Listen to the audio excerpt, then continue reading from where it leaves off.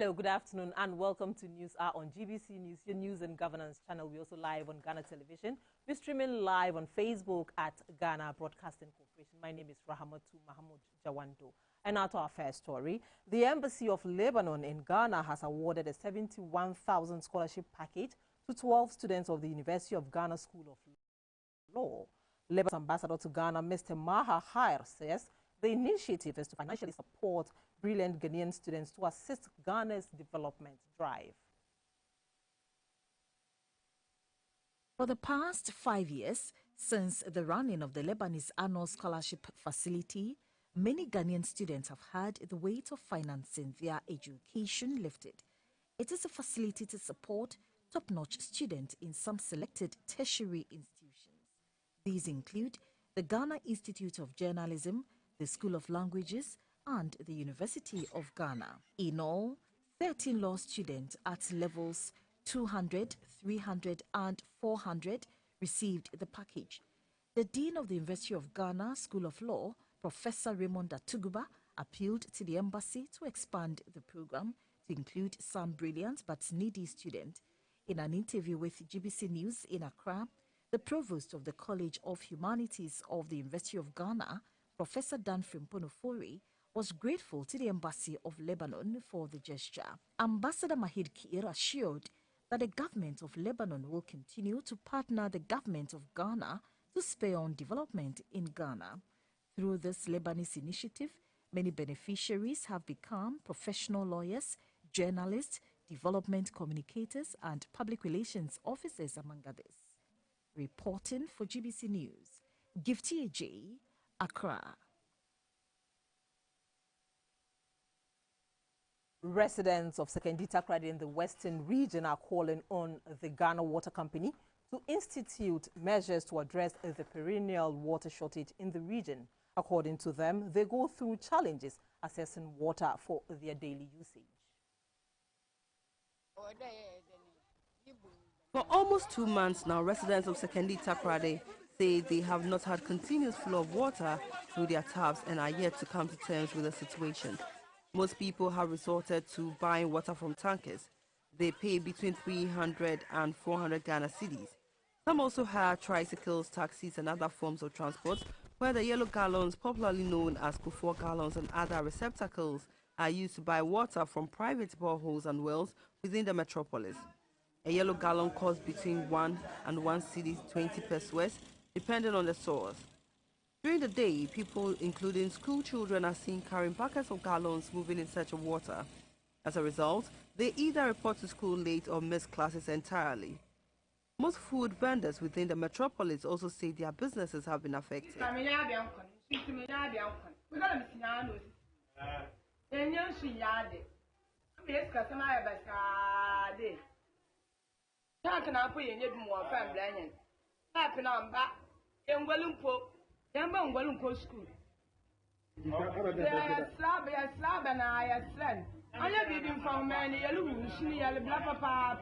Residents in areas such as Anaji, Airport Ridge, and new sites of race course and window have resorted to the digging of boreholes which run on electric pumps. Some of the owners say although it is expensive, it is serviceable as one has regular flow of potable water. The senior high schools in the metropolis are also affected by the water shortage. Some of the students who spoke off camera say they are forced to urinate in gutters, behind classrooms, and at inappropriate areas because the washrooms are constantly messy. Others mentioned that they are unable to bath regularly. The communications manager of the Ghana Water Company Limited for the western and central regions, Nana Yauberma Bani, explained that the two intake points at Inchaban and Dabwase have the capacity to produce 6.5 million gallons a day, but are currently producing between 2 and 2.7 million gallons on the average. He said the dry season has had an adverse impact on water production as the company is facing challenges extracting adequate quantities of raw water for treatment.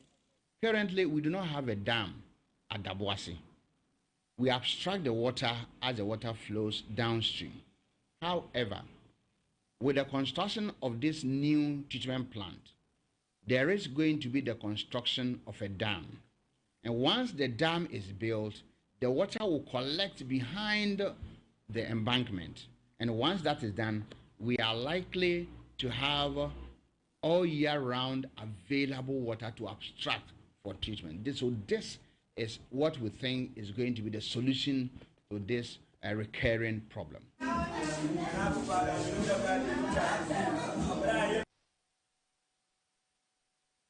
Still on the issue of water, management of Ghana Water Company says the Volta Lake is under threat by activities of illegal miners and other human activities. It is therefore compelled to commit more resources to production to ensure delivery of potable water to Ghanaians. The head of communications of the Ghana Water Company, Mr. Stanley Marty, has joined me in the studio to explain further. Good afternoon, sir. Good afternoon, Hajia. Welcome to our studios. Thank you very much. So how bad is the situation of the Volta Lake? The Volta Lake itself is faced with few challenges, but it is not as terrible as other river bodies. Yesterday, we had gone on a trip with our sector minister on the Densu River, and that was where we found out that there were serious challenges to the Densu River, and we seriously need to work at that. Other than that, we are going to be faced with serious challenges.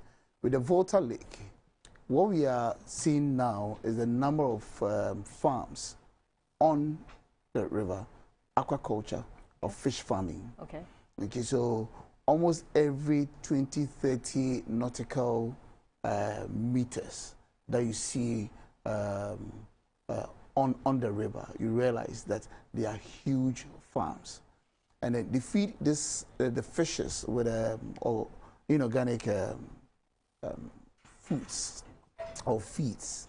So what happens is that whatever there is or whatever happens, there will be some droplets, and then the droplets enrich the alluvial soil, and then it aids the rapid growth of water hyacinths or aquatic weeds. Now, these aquatic weeds change the taste of the water, and then because they are growing very quick, at our intake point, okay, our pumps use a lot of force in abstracting the water. So when they abstract the water, they abstract the weeds as well, so that the weeds block the flow of water into our intake area, and that impedes the volumes of water that we abstract on a daily basis. So hitherto, we always have to clear aquatic weeds, let's say once in 2 years or few times in a year. But now we've had to do it almost every 2 weeks because of the rapid growth of the aquatic weeds. So we are faced with that challenge. Now, the tributaries into the Volta River itself are also challenged with illegal mining. So the Black Volta, the White Volta, and other tributaries, you realize that there's illegal alluvial mining ongoing. So that turbidity feeds into the Volta Lake. Now, it's not just about the turbidity, but the turbidity is made up of sand and stone particles. Okay. So the more they get into the Volta Lake, the more they silt it. So then it's going to affect the volumes of water in the Volta Lake. It's going to affect even tourism. It's going to affect all manner of activities on the Volta Lake, related to the Volta Lake. So that is the challenge that we face with the Volta Lake. Okay, so given its current state, how expensive is it for Ghana Water to process good water for us? Formerly, or hitherto, before we realized some of these challenges, we were using very minimal quantities of chemicals because the Volta River was clean, or was very, very clean.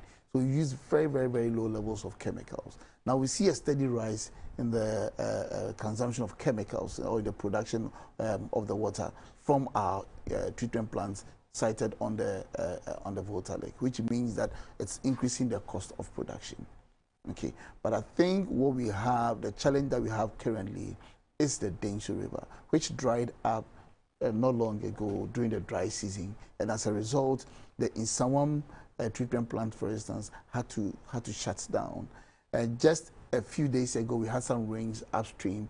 So yesterday, when we visited the place with our sector minister, we realized that the water levels was now coming up, and we could abstract water for treatment. The other challenge that we also realized was around our wager treatment plant, where we see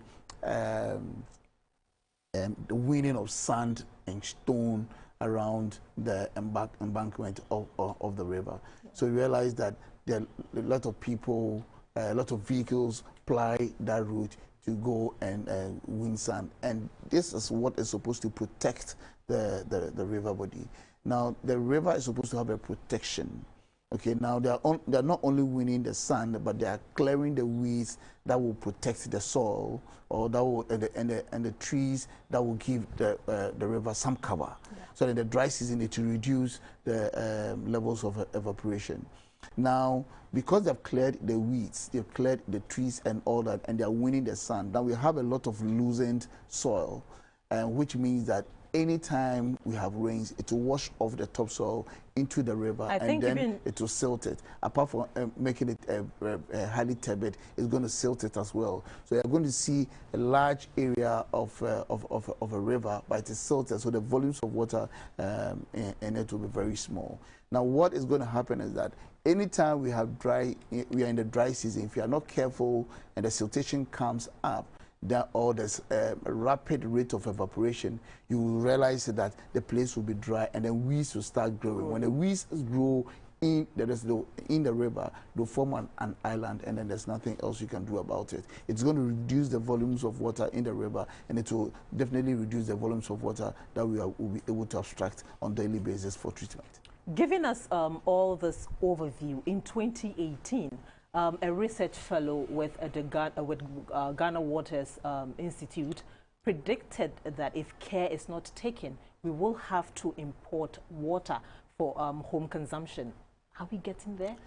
Yes, we are getting close. If you see what we have been through, especially this year during the dry season, it means we are getting close.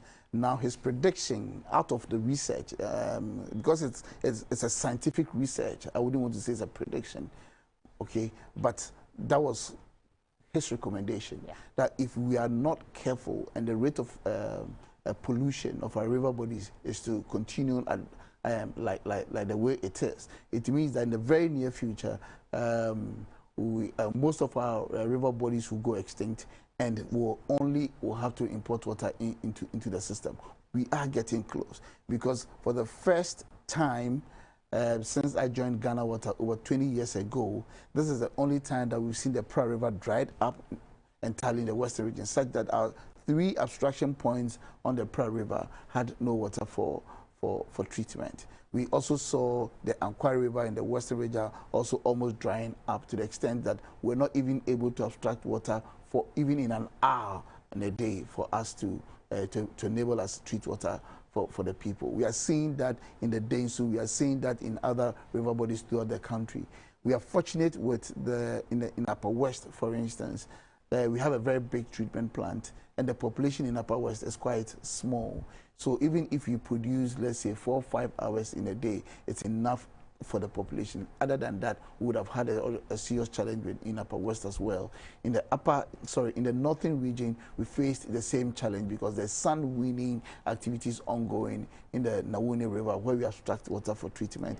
And it has made the water so turbid and so muddy, such that if you only abstract mud, it affects our equipment, it affects the volumes of water that we treat for the people. So for me, what I have seen in the last couple of months, it means we are getting close, and it's important that we work assiduously at that. Other than that, we will face that challenge before the 2030 prediction line. So then, how is your institution working towards the rationalization of water to some people in some parts? As I speak, we are doing a lot of education, because we have tried enforcing the law, and it seems as if we are failing. But then we want to educate ourselves, such that if we know the right things to do, then we will desist from doing the wrong things, and then we'll have our natural resources there for us. So we are doing one education. In the interim, we are forcing, or in the short term, we are enforcing the law. So we are using the institutions that have the mandate to enforce the law to do that. That we have realized that is not sustainable. So now it's a multifaceted approach, where every strategy that we can use in curbing that is being deployed, and we are hoping that we should succeed in the near future. But one challenge is the fact that why should we allow very few people to hold the entire nation to ransom? Yeah. Because the people involved in the pollution of our river bodies are few compared to the mass population. So we all should get involved and ensure they are stopped. Other than that, the entire population faces the route of posterity and God. Because these are God-endowed natural resources which we need as citizens to manage them effectively, so that at least it will take us through the test of time. I quite remember Ghana Water engaged the services of the national security to clamp down on illegal miners. So what has come out of that? That is what I'm saying, that hasn't been sustainable. Okay. Because in the short term, in the short term, they get the people out of the place. We see an improvement in the quality of the raw water, but because it's not sustainable, because they can't live on the water forever, they may have to retreat at a certain point. Anytime they retreat, we realize that the people re-strategize and then they go back. Okay, so then that cannot be sustainable. So we are using, like I said, we are deploying all manner of strategies, or all strategies together, to ensure that we have a sustainable solution to that one. Mr. Mati, before you leave, can you update us on the desalination process? The desalination plant is functioning. Unfortunately, the sea water itself is polluted. If you drive along, or if you take a tour of our coast, you realize that the entire stretch of the coast, okay, is polluted by rubber, plastic bags, and plastic bottles. Now, the challenge we are facing is that because our pumps use force in abstracting the water, they abstract these debris, and then they block or impede the flow of the water into the plant. Okay, when it so happens, we have to stop the entire plant to enable us clear. And this is an abstraction point in deep seas. Initially, it was a few nautical meters from shore, but because of the pollution, we had to extend it further into the sea. But we are faced with the same challenge, so we are still working on it. Now, the other one is the construction of the road between Teshi and Tema.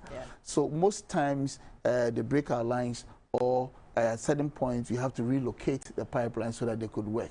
And that takes a number of days. So if you're experiencing, let's say, 1 or 2 bursts in a week, definitely it's going to affect production. The other one is power. So all these things combined together is just giving us about 20% of production, at least in the last 4 to 5 months. But we are working seriously at other strategies so that at least we can improve on the production within the desal plant, so that at least we can get our people more water for consumption. Thank you so much, Mr. Mati, for passing by. I'm also very grateful. That was Mr. Stanley Mati of the Ghana Water Company. He is the PRO with an update on water rationing and how polluted the Volta Lake is getting to. And now to our next story. The Vice President, Dr. Mahmoud Bawumia, says Ghana must draw up workable strategies to benefit the country as she transitions from fossil-based fuels to clean and renewable energy. At the opening of the National Energy Transition Plan Forum, Dr. Bawumia said the world is moving into renewable energy, and this has limited investment in oil exploration, which is directly impacting petroleum prices globally. He says it is therefore necessary for workable targets to be set in the energy transition plan. The energy transition is a pathway towards transformation of the global energy sector from fossil-based to zero carbon by the second half of this century. At the heart of it all is the need to reduce energy-related emissions to limit climate change. To the proponents of this agenda, decarbonization of the energy sector requires urgent action on a global scale, and while a global energy transition is underway, further action is needed to reduce carbon emissions and mitigate the effects of climate change. The National Energy Transition Plan for Ghana focuses on decarbonization, energy efficiency, energy security, and renewable energy. The National Energy Stakeholders Forum in Accra will discuss these areas to find out how the country can align Ghana's energy plan into the global energy transition. The Minister for Environment, Innovation, Science and Technology, Dr. Kwekwe Friye, said the world is on borrowed time and Ghana cannot waste time to move on to clean energy. It is in our interest that we transition into renewables. Again, Ghana is also blessed with renewables. So the idea that we have stranded assets and we are not going to exploit our oil resources is neither here nor there. The Minister for Finance, Mr. Ken Oforiatta, said shifting to renewable energy poses challenges to the development of Ghana's natural resources, but holds enormous opportunities for the country's revenue mobilization. Taking funding off the table for oil and gas investment is not the solution.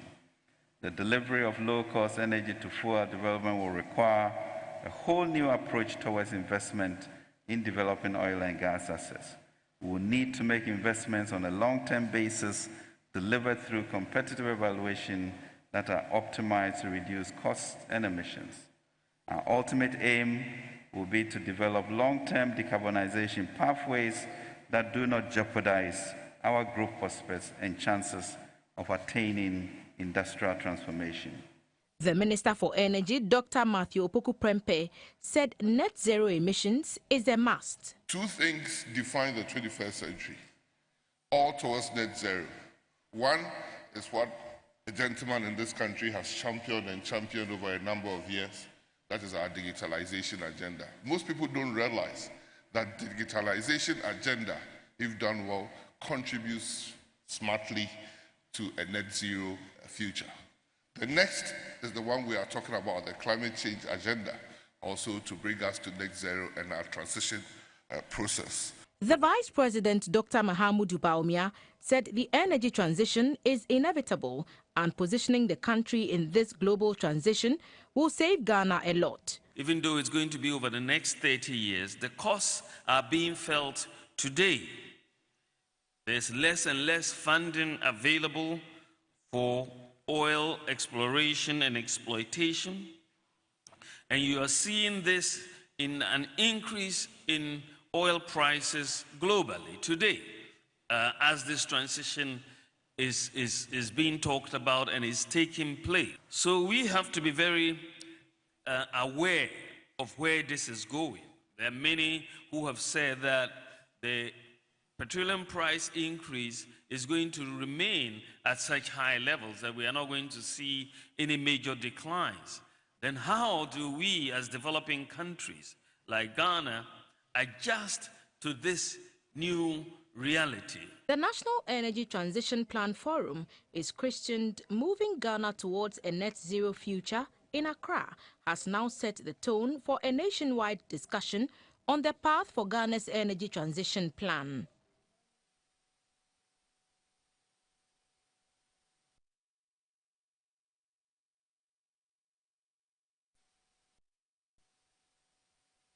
And now to education. The Universities Association of Ghana says it has temporarily suspended its strike. At a media briefing in Accra, the national president, Professor Solomon Nunu, said government is yet to make an offer to UTAG following its decision to suspend the industrial action until March 4th for negotiations to continue.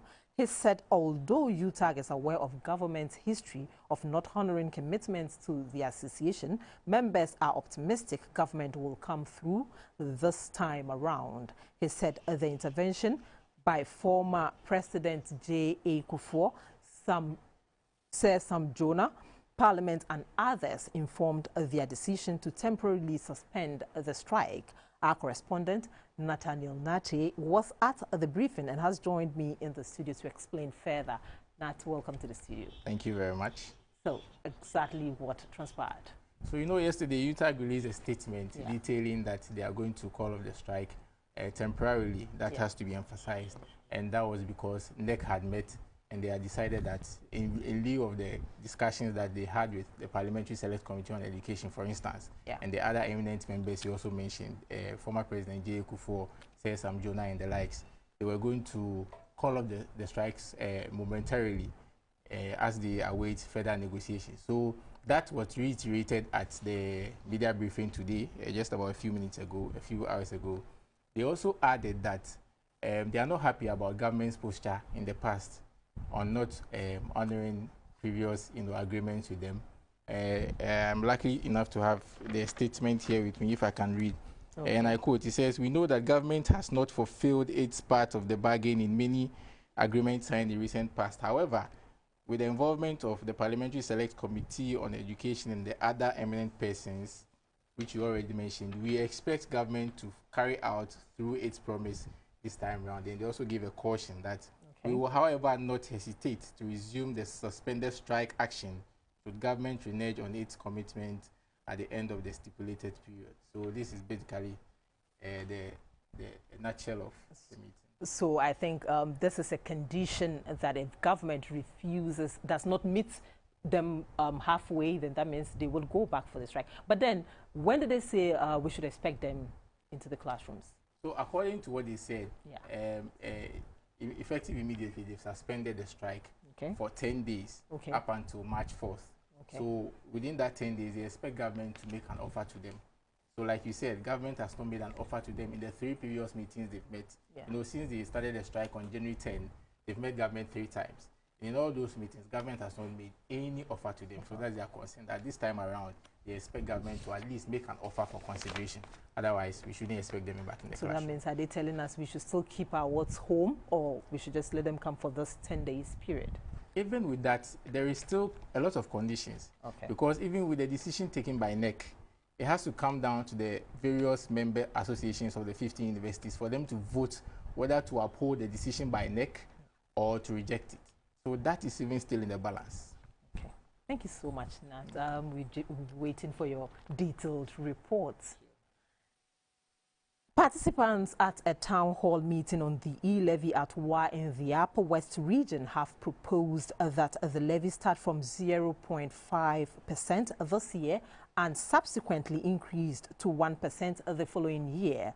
The participants also urged the government to pass the tax exemption bill to narrow the gap in the tax system. Since government announced the proposed e-levy in the 2022 budget last year, Ghanaians have expressed different views about the levy. Whilst some say it will amount to double taxation, others say it will enable the government to mobilize revenue for development. To help galvanize support for the passage of the bill in Parliament, government through the Ministry of Information has been holding regional town hall meetings. Mr. Kojo Nkrumah is the Minister for Information. People have other ideas.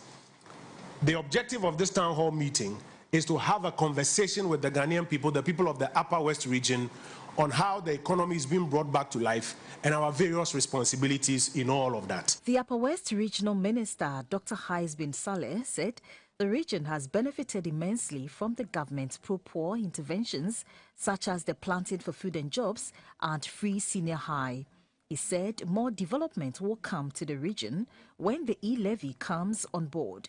Whilst acknowledging the difficulty posed by COVID-19, Deputy Minister for Water and Sanitation, Mr. Hamidu Ishahaku Chinia, said government cannot continue to rely on grants and loans to develop the country, hence the introduction of the e-levy.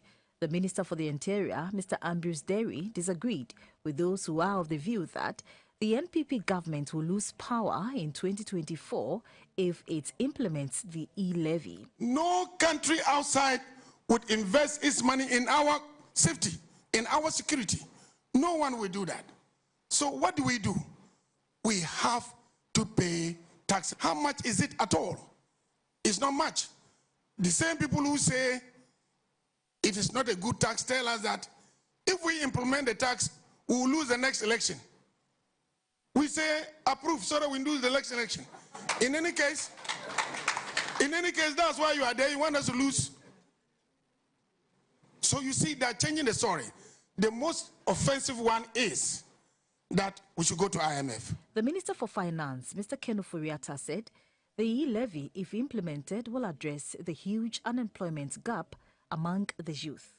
The e-levy really is a chance for us to show our true self, to build that righteous society where our politics is good, we are the toast of the world, where our economy is moving on because we are an entrepreneurial nation in which people have jobs, where there's a certain clarity of righteousness as a people. So we protect and have values, that cannot be challenged. The participants entreated the government to put measures in place to prevent leakage of the e-levy revenue should it be passed. They further asked the government to widen the tax net to include the informal sector.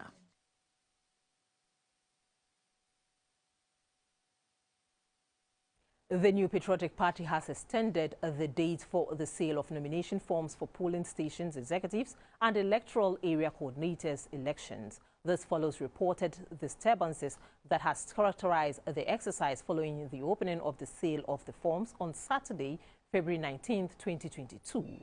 At a news conference in Accra, the national chairman of the party, Mr. Freddie Blay, explained that sale of the forms will end by close of today on Tuesday, February 22, 2022.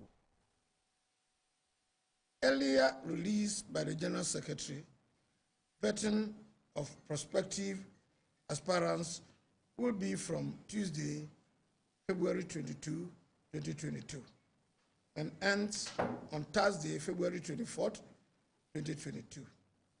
Subsequently to this will be the conduct of the polling station elections from Friday, February 25th, 2022, and end on Saturday, March 5th, 2022. The national leadership of the party is per this press conference directing all polling stations, electoral area, electoral committees to make available the application forms to all eligible party members who wish to partake in the polling station elections. The National Party has decided to extend the sale of the polling station application form by 1 day. That is tomorrow, Tuesday, February 22nd, 2022. It is also by this press conference directing that all polling station and electoral area election committees to comply with the new extension. A 7-member panel of the Supreme Court has granted an application expert for substituted service in the case involving Asin North Member of Parliament, Mr. James Kwesen.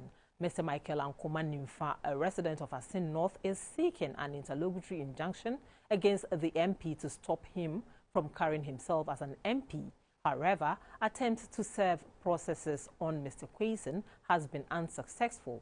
Hence, the expect application by the applicant for a substituted service on the lawmaker. Moving the motion for the ex-party application, Mr. Frank Davis, lawyer for Mr. Michael Ankoma Nimfa, prayed the court to allow copies to be posted on the frontage and doors of the residence of Mr. James Kwesen, the Asin North Member of Parliament, whose election has been a bone of contention after the 2020 parliamentary elections. The president of the 7-member panel of the Supreme Court, Justice Jones Doche, reading the ruling on behalf of the panel, directed that the processes be published in the Daily Graphic and would be deemed valid after 7 days. The application was subsequently granted and the case adjourned indefinitely. Mr. James Kwesen was absent in court as the bailiffs at the High Court at Asinfosu were unable to serve the processes on the MP once again.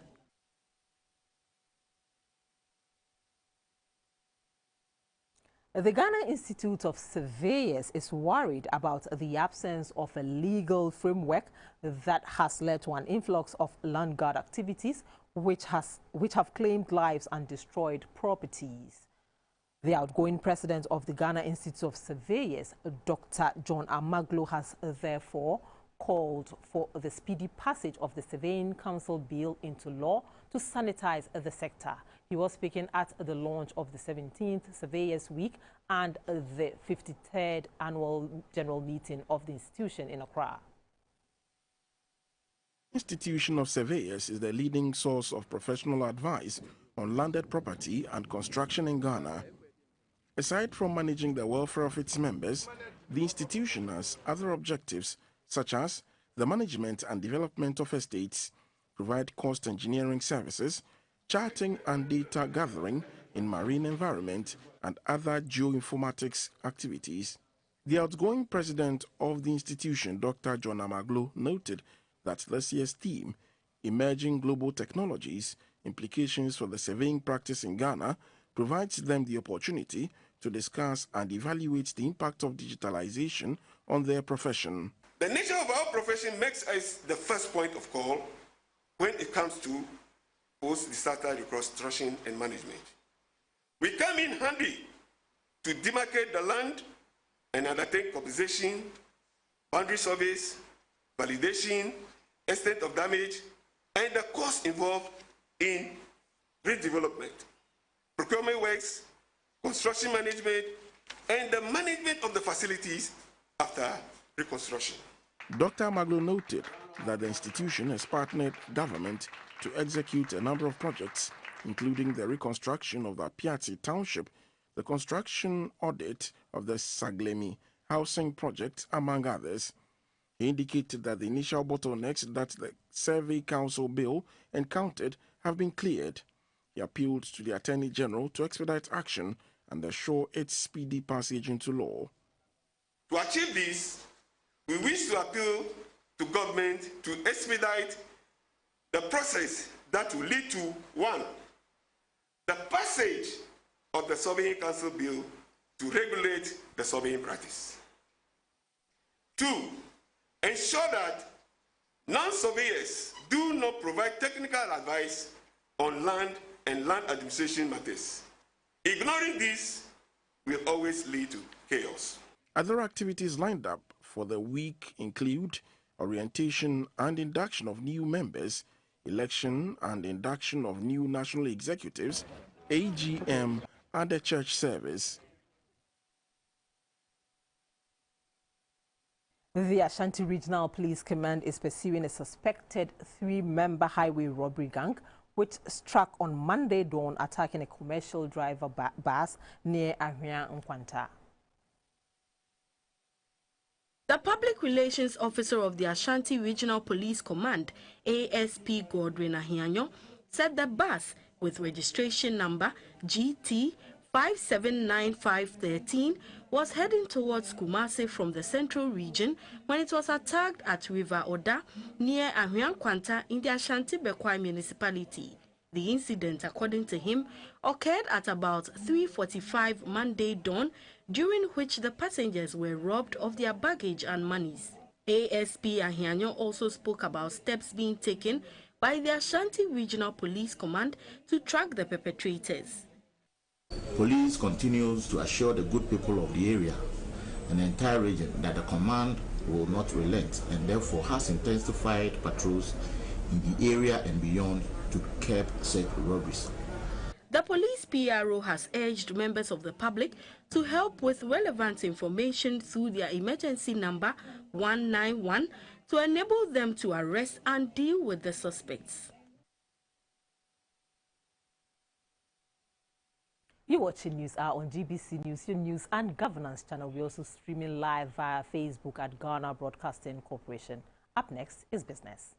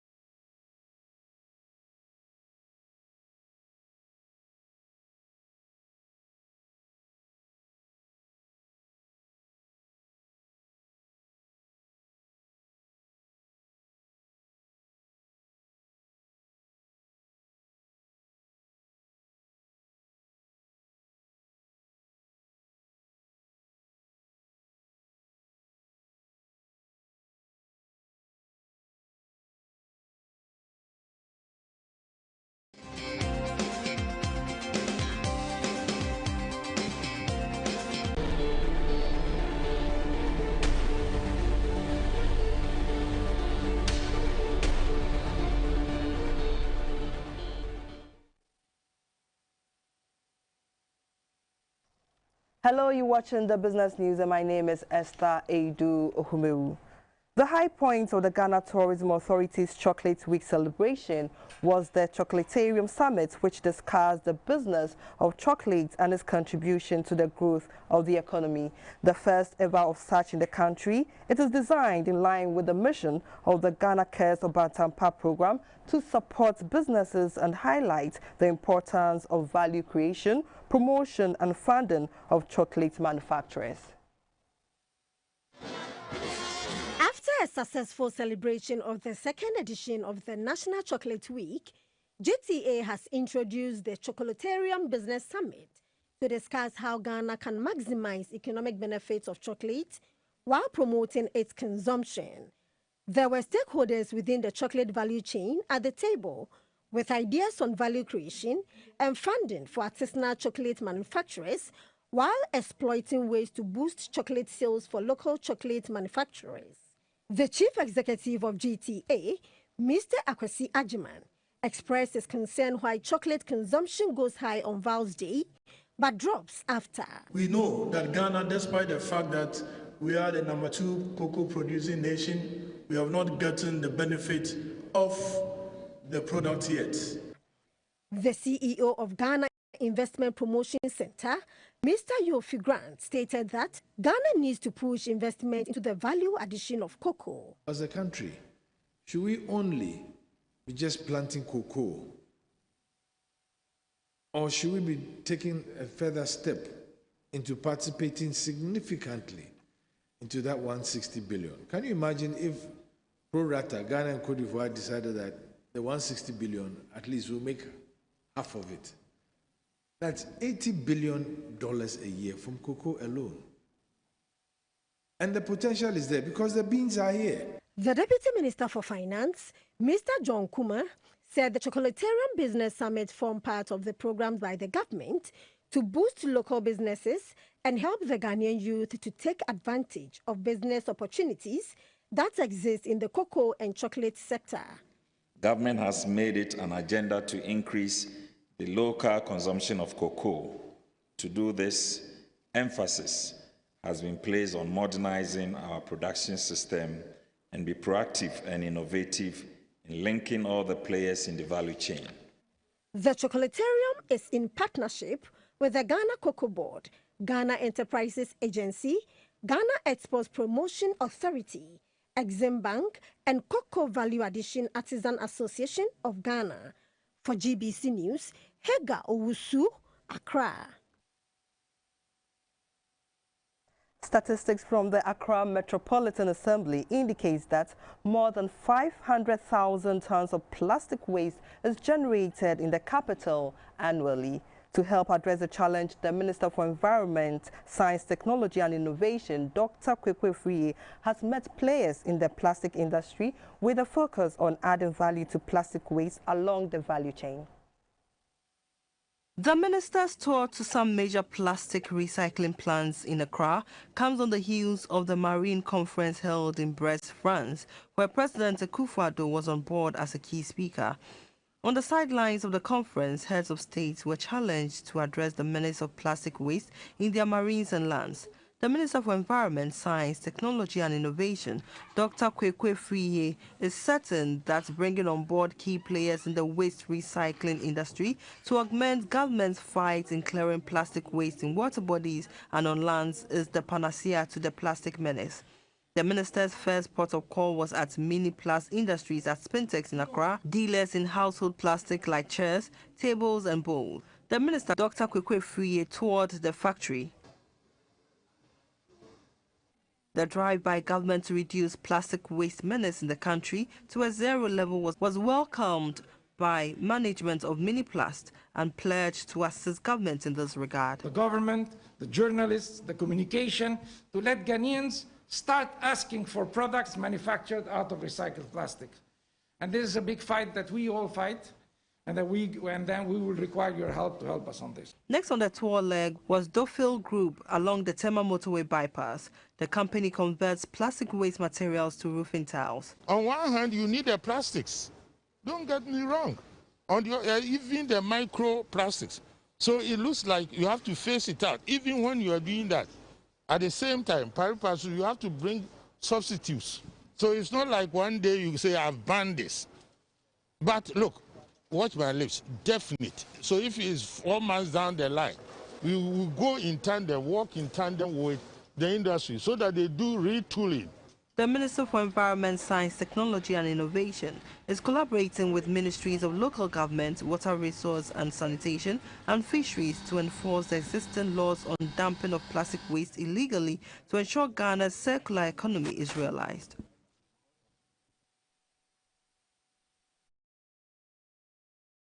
Guess what a day?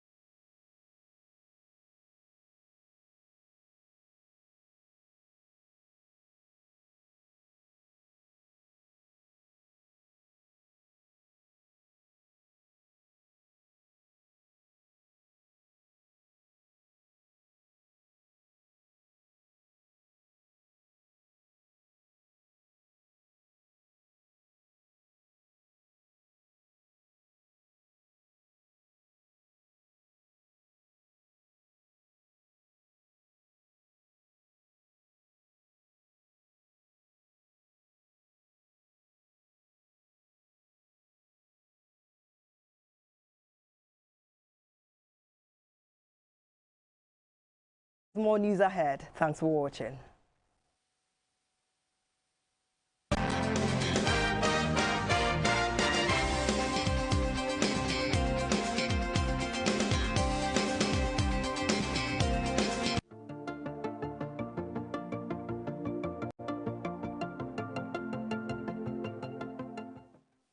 This is February, the month of love. And it's a month we are all showing our love. And I want to remind us that we intend true love. By showing love, we are asking you to be empathetic and supportive of their condition. Some need as little as being heard, and their stress goes away. Remember to show love with people who are going through depression, anxiety, and anything that affects their mental health. Lots of love, just because we want to be kind to them. Show love. Show love, and let's end stigma against people living with mental health conditions. Show your love, avoid discrimination and stigmatization against persons with mental illness.